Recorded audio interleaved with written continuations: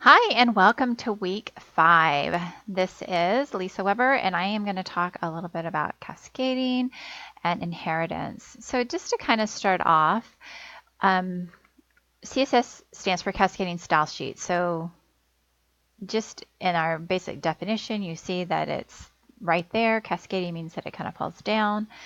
CSS describes how HTML elements are to be displayed on our screen, and we've seen how incredible that can be, how it can be shown on different viewpoints, whether they're laptops or phones or tablets. So that's pretty powerful. CSS is quite amazing. So I'm hoping today that we can learn a little bit together.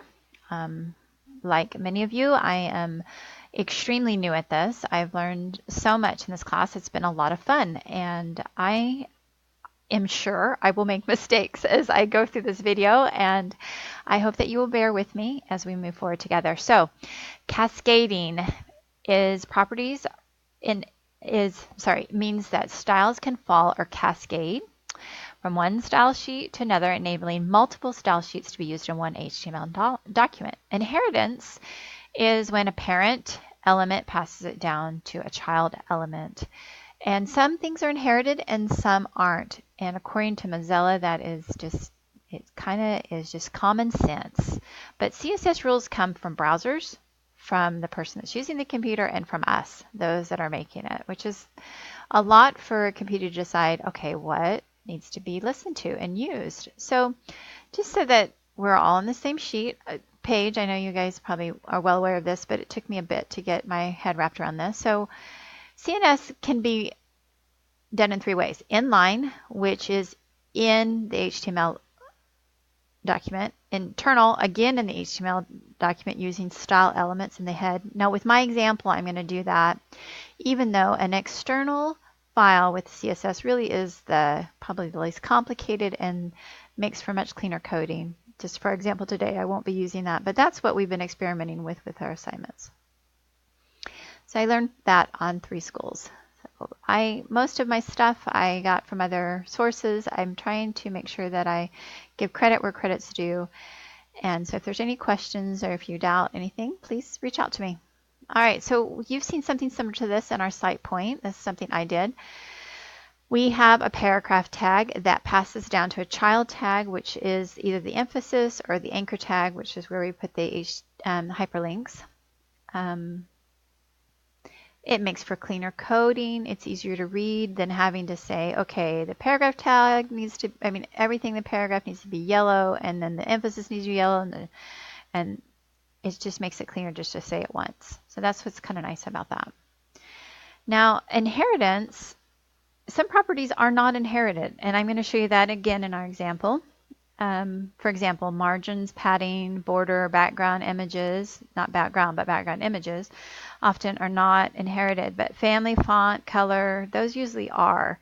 And according to Mozilla, again, it's just supposed to be common sense. If you aren't sure, you can consult. There is a CSS reference that you can just Google and find.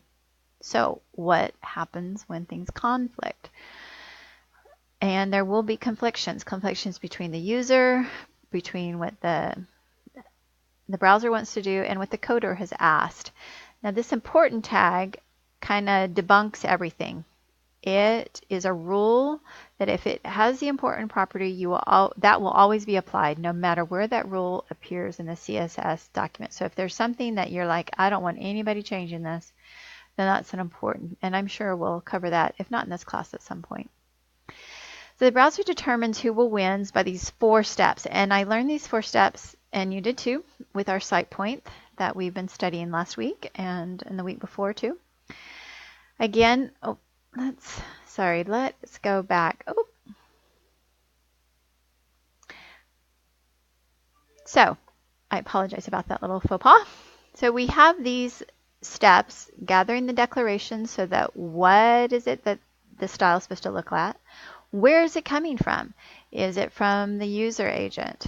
Is it actually from the user? So is that the browser or the person that's actually using the user? Or is it from the person that wrote it? And of course, does it have any importance tags? Then they have to determine the specificity. Now we learned that the computer actually gives a score on the specificity, and we'll go over that a little bit more. And then lastly, it is the cascading, what happens last. I mean, if all of these kind of line up, well, which one's last? So these rules again are coming from the browser and the user and the author.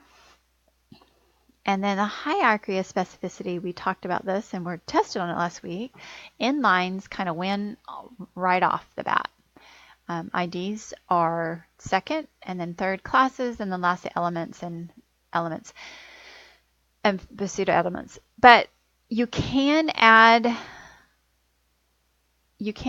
the specificity by combining these together, and we will look at that just a little bit in the example. So the score is based on these 4 principles. These are the numbers that are given to each one, as you can again see how they kind of rank. And then from the site point, this was really cool, and I've kept it just so that I can have it something to reference back from. But again, here you have just a basic element. It gets a 1, and then you have a class again with 1. But if you put the class and the element together, that's higher priorities than others. But of course, then if you had 2 classes, so if you see what I was trying to say, if you got a class here and a class here, this one is going to have higher priority because of the H2 that you've added on at the end. And then this is the inline style, which is higher than the rest. And then lastly, of course, if they all agree, that was the step 4, it's what's at the bottom, the last or the cascaded. So I reached out to Pamela, who did this great tutorial on Khan Academy, and I'm kind of following her example because to me it just helped explain it. It's got my tweaks, but really the bones of it are from Pamela. And if you have a chance, go and see her example because it's probably way better than mine. Okay, so here's mine. So in Pamela's example, she actually, okay, this, you can't see it very well. I'm going to move this over. Sorry about that. She used a different story. I decided to go with a talk from Elder Bednar. So just kind of basic going over what's going on here. We have a element tag, and we have a class, and we have an ID. So nothing's really conflicting. They're all kind of giving different things. You have a small paragraph here, and then these 3 that are down here. So the small paragraph, nothing's going on with it, as you can see. This main paragraph, we've got the ID, and we have 2 classes, paragraph and awesome. This last one, we have just the class of paragraph. We do have the strong class down here of awesome. And the last one is only paragraph. So these are going to change as we kind of play around over here. So first I wanted to look at inheritance a little bit, and I've already should be in, yes. So one of the things that is not inherited is this border. So if this was, there would be a border around this emphasis right here. But as you will see, all this does is put a border around each of the paragraphs and a background color of yellow. So that is kind of cool. It's nice that it doesn't. It does make sense. Okay, so let's look at specificity here though. What if, let's run this again so it's back to plain. Okay, so this one is black, but what if we give colors to all of these? What if we make this color, I already have green, let's do blue up here. Green, how about this main paragraph? We'll make it color, let's see how purple does. Okay, let's run this and see what it looks like. Okay.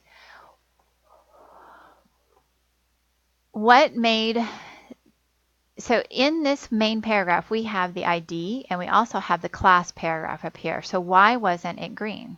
Well, because of specificity. This ID wins out, and so that's why this one only turned purple. That's why it turned purple and didn't stay green. We only see the blue up here and doesn't fall down because these have higher specificities.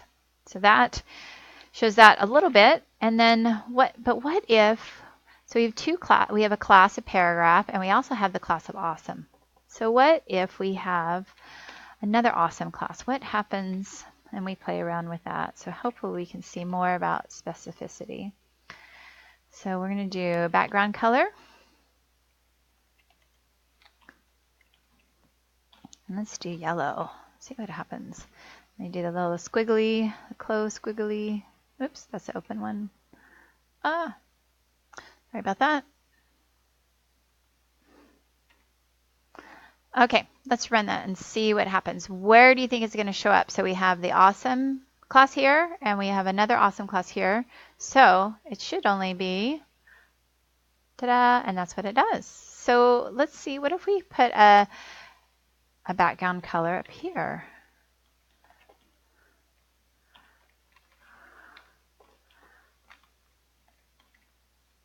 What? Will it all be orange? Will some of it be orange? What's going to happen? Okay, how did this one stay yellow and these become orange? Well, it comes in the cascading. Let me show you this. If we move this, so the rule is they're the same, right? So then what comes last? Now, if awesomes, they all should, now we see this one comes last, so they're all orange. Well, that can get really crazy if you're having to copy and paste things in longer code. So another way is just to up the specificity. So if we really want this one, the awesome, anything that has the awesome tag, we put a P, and then anything with the awesome tag, which is basically this first paragraph, will have a background color of yellow. So I'm hoping that helped a little bit with that example and my explanation. It was, thanks again, Pam, for letting me use your things. I have really been loving this class. It's been a challenge, but I've learned so much, and I hope you guys have too. Here are my resources. If you have any questions, let me know. Here's how you can reach me. Please ask me any questions you might have, and I really firmly believe if we just stick with this, guys, we are going to get it. So if you're feeling overwhelmed or like it's just not working out for you, don't worry. We're going to get this.